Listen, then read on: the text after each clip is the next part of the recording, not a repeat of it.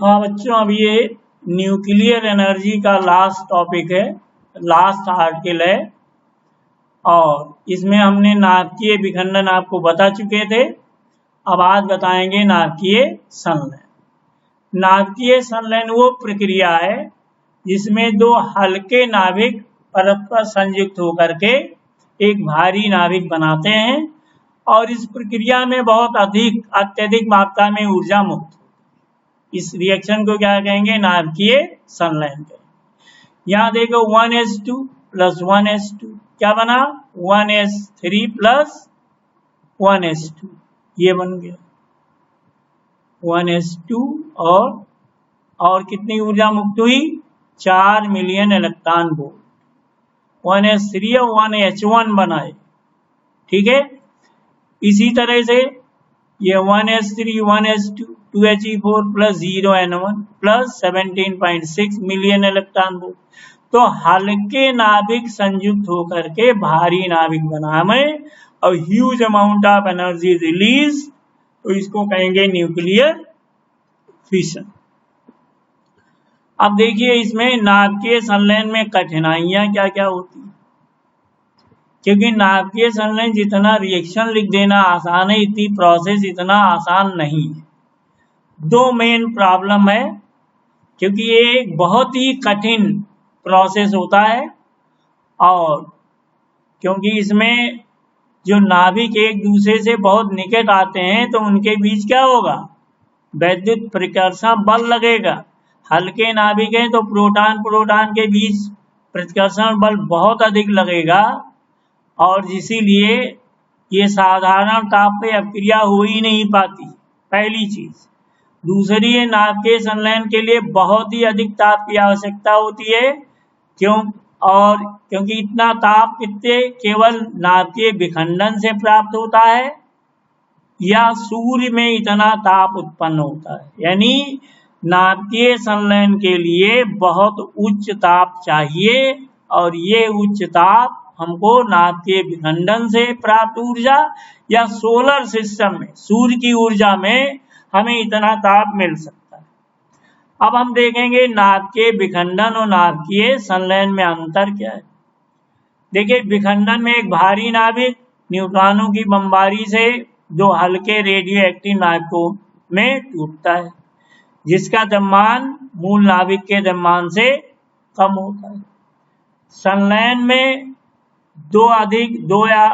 दो से अधिक हल्के नाभिकों का एक अकेले नाभिक में परिवर्तन होता है, फ्यूज हो जाएंगे मिलके, और जिसका द्रव्यमान संलयित होने वाले नाभिकों के द्रव्यमान के योग से कम हो। और द्रव्यमान की ये क्षति ऊर्जा के रूप में मुक्त होती है। संलयन की क्रिया अत्यंत उच्च ताप व दाब पर होती है और मुक्त ऊर्जा अनियंत्रित होती है, यानी इस ऊर्जा को नियंत्रित नहीं किया जा सकता। अब देखिए हाइड्रोजन बम एक्चुअली क्या होता है? देखिए ये मूलतः क्या होता है? परमाणु बम ही होता है, जिसमें क्या करते हैं? न्यूक्लियर विखंडन होता है। अब जब परमाणु बम बना तो अब उसके चारों ओर हाइड्रोजन युक्त पदार्थ की कोटिंग कर दी जाती है, या जिनका हम नाभिकीय संलयन कर सकते हैं। तो जब ये ऑपरेट करते हैं तो प्रक्रिया न्यूक्लियर नाभिकीय विखंडन होगा परमाणु बम के अंतर, और उससे अत्यधिक मात्रा में ऊर्जा मुक्त होगी।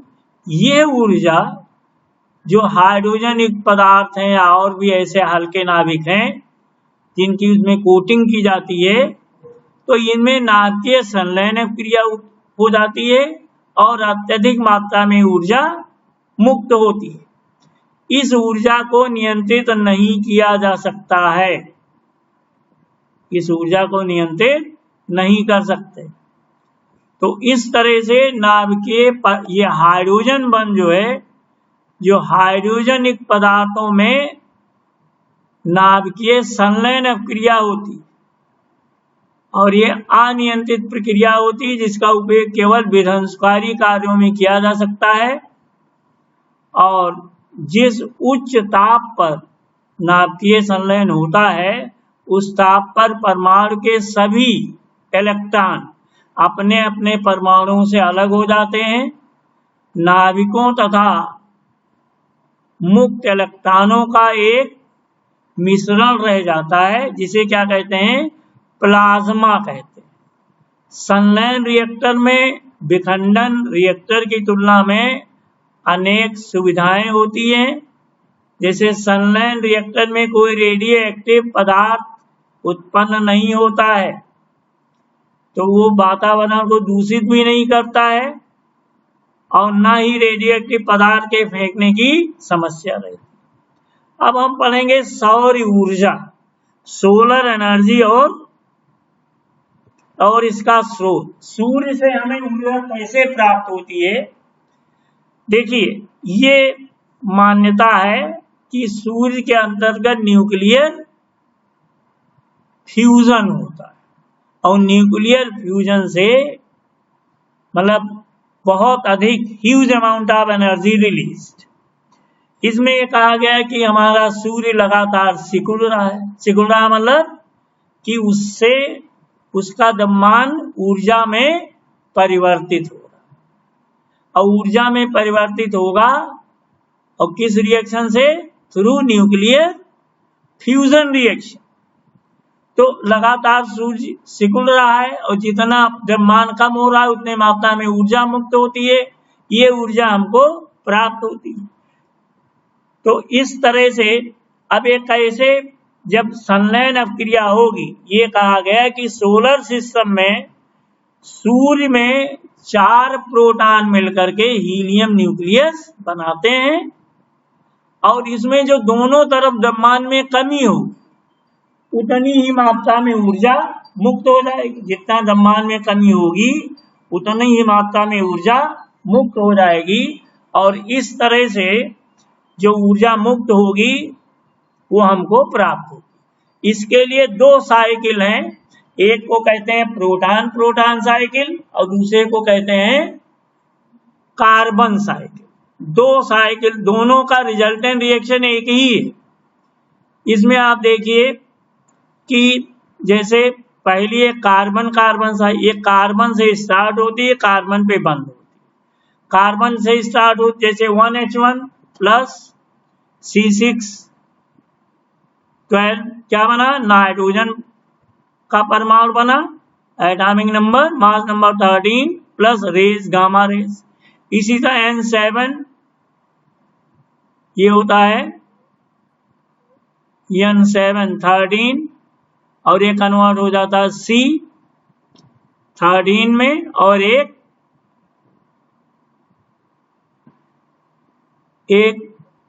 इलेक्ट्रॉन का इमिशन। फिर एक पॉजिट्रॉन N7 13 और प्लस 1 ये निकला पॉजिट्रॉन और ये 6 हो गया, 6 13। फिर ये कार्बन 613 एक प्रोटॉन 1H1 से मिलके क्या बनाएगा? N14 बना देगा और जहां पे नाइट्रोजन 7 14 प्लस गामा रेज। अब N14 फिर एक प्रोटॉन के साथ ऑक्सीजन बना देगा, ऑक्सीजन का 8 होता है 8N15 प्लस 1 पॉजिट्रॉन और न्यूट्रिनो, इलेक्ट्रॉन के साथ एंटी न्यूट्रिनो और पॉजिट्रॉन के साथ न्यूट्रिनो। ऐसे 1H1 प्लस N7 15 क्या बना? कार्बन 12 और 2He4।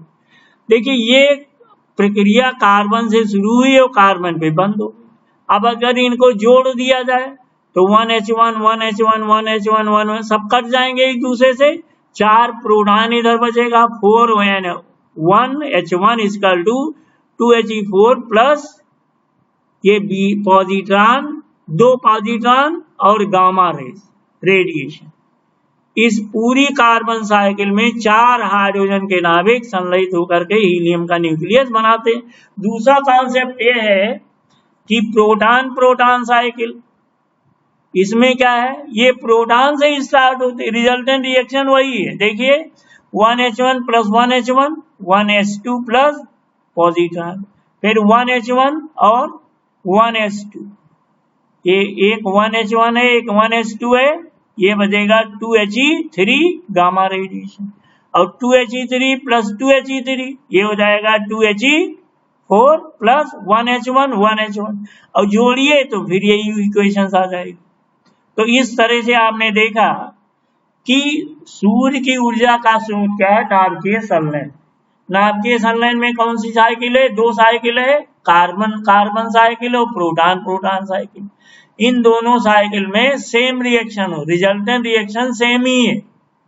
और इसका कारण ये देखिए कि हाइड्रोजन का, सूर्य का अधिकतर भाग क्या है इसमें, हाइड्रोजन और हीलियम ही, नाभिकीय संलयन ऊर्जा और ये ऊर्जा। और इन रिएक्शन में देखिए द्रव्यमान क्षति होगी, जैसे 1H1 और कार्बन से मिला, नाइट्रोजन बनाया, ऊर्जा मुक्त, यानी नाइट्रोजन का द्रव्यमान हाइड्रोजन और कार्बन से थोड़ा कम होगा, जितना कम होगा उतनी ऊर्जा मुक्त हो जाएगी। तो इसीलिए कहते हैं हमारा सूर्य लगातार सिकुड़ रहा है, यानी उसका जो द्रव्यमान है धीरे धीरे ऊर्जा में कन्वर्ट हो रहा है, परिवर्तित हो रहा है, और ऊर्जा में परिवर्तित होकर के यही ऊर्जा हमको सोलर एनर्जी के रूप में प्राप्त होती है। सूर्य का द्रव्यमान कम हो रहा है तो ये भी इससे ना सोचिएगा कि धीरे धीरे कम होकर के समाप्त हो जाएगा, तो लेकिन ऐसा नहीं होगा, क्योंकि सूर्य का द्रव्यमान इतना अधिक है, इतना अधिक है कि इसी रेट से अगर वो ऊर्जा उत्सर्जित करता रहे तो भी करोड़ों वर्ष तक ऊर्जा देता रहेगा, उसके बाद देखा जाएगा। तो इस तरह से आपने देखा कि ये दो साइकिल है जिससे हमें सूर्य की ऊर्जा प्राप्त होती है। फिर ये देखिए न्यूमेरिकल्स, ये रिएक्शन दिया है 0N1 1H1, एक प्रोटॉन, एक इलेक्ट्रॉन, एक न्यूट्रिनो, डेल्टा M बराबर mass defect Mp plus M, proton का द्रव्यमान और पॉजिट्रॉन का द्रव्यमान इलेक्ट्रॉन का, और माइनस Mn न्यूट्रॉन का मास ऑफ न्यूक्लियस। तो ये आप जोड़ लीजिए, दो जोड़िए घटाइए, डेल्टा M आ गया, और जब डेल्टा M आ जाएगा तो डेल्टा E बराबर mc², डेल्टा mc², M की वैल्यू रख दो, ये एटॉमिक मास यूनिट में आ जाएगा, और ये हो जाएगा 0.731 मिलियन इलेक्ट्रॉन, सीधा सीधा कैलकुलेट। दूसरा भी देखिए इसी टाइप का है, यहाँ पे डेल्टा M निकालेंगे, और डेल्टा M निकाल करके E बराबर mc², और एक mu बराबर मैंने सिद्ध किया 931 मिलियन इलेक्ट्रॉन वोल्ट। तो फोटॉन की ऊर्जा अगर निकालनी है तो उसके आधार पर फोटॉन की ऊर्जा जूल में या इलेक्ट्रॉन वोल्ट में निकाली जा सकती, उससे आवृत्ति भी निकाली जा सकती है। अगला क्वेश्चन है देखिए, कार्बन या ऑक्सीजन 16 परमाणु का परमाणु द्रव्यमान दिया हुआ है, न्यूक्लियन बंधन ऊर्जा, प्रोटॉन का द्रव्यमान और न्यूट्रॉन का द्रव्यमान और इलेक्ट्रॉन का द्रव्यमान दिया हुआ है।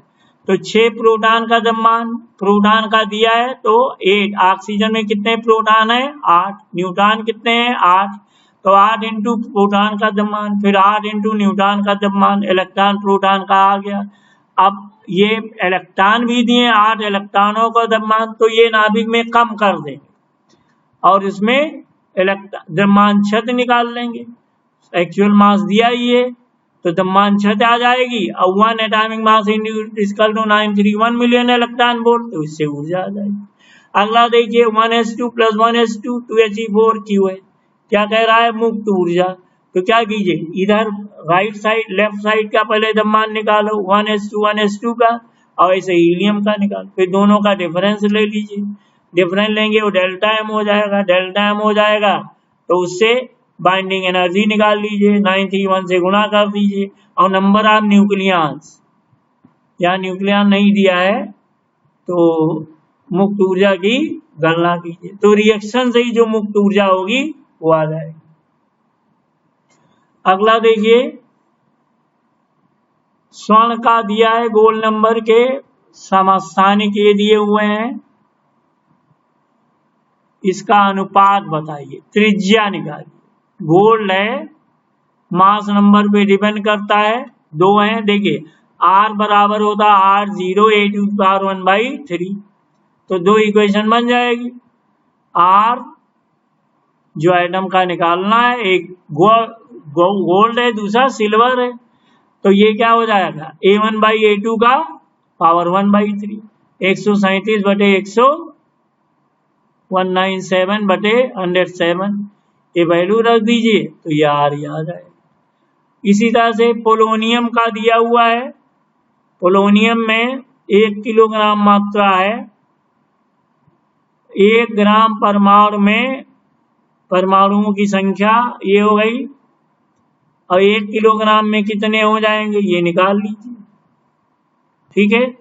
और इसे क्या कहेंगे, ये विखंडन विमुक्त ऊर्जा निकाल लीजिए कि कितनी होगी कुल ऊर्जा, ये दोनों का मल्टीप्लाई कर दीजिए, एक का दिया हुआ है तो इससे आ जाएगा। फिर देखिए और भी ये न्यूमेरिकल लगे, सब इसी टाइप के हैं सीधे सीधे, और उसके बाद ये न्यूमेरिकल दिया है, ये भी सब हमने निकाल दिया है। एक यहाँ पे रेडियो एक्टिव विघटन और नाभिकीय विखंडन में अंतर क्या है ये दे दिया गया है, इसको कर लीजिएगा। और फिर ये न्यूमेरिकल दिए हुए आंकिक प्रश्न, इसके भी कुछ क्वेश्चन हमने लगा दिए हैं, इसको लगाइएगा और जो ना आवे वो पूछिएगा। ये टॉपिक आपका समाप्त हो गया। अब इसके बाद सिर्फ आपका एक टॉपिक बचा है और वो है इलेक्ट्रॉनिक्स।